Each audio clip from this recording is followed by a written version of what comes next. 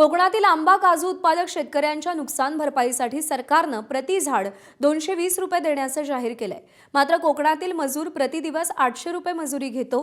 त्यानुसार सरकारनं जाहीर केलेली नुकसान भरपाई म्हणजे थट्टा असल्याचं शेतकरी नेते राजू शेट्टी म्हणाले। त्यामुळे या नुकसान भरपाईतील फसवणुकीचा जाब विचारण्यासाठी राजू शेट्टींनी वर्षा बंगल्यावरती धडक देणार असल्याचा इशारा दिलाय।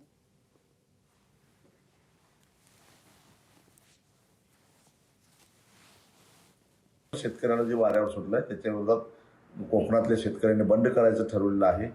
लवकरच आम्ही 18 एप्रिलला रत्नागिरीला जो आमचा मेळावा होणार आहे त्या मेळाव्यामध्ये चलो मुंबईचा नारा देणार आहोत।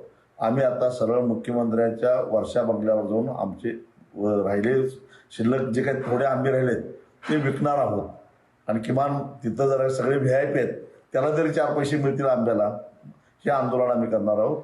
गिरगाव चौपाटी ते वर्षा अशा प्रकारे आम्ही आंबे विकायला जाणार आहोत।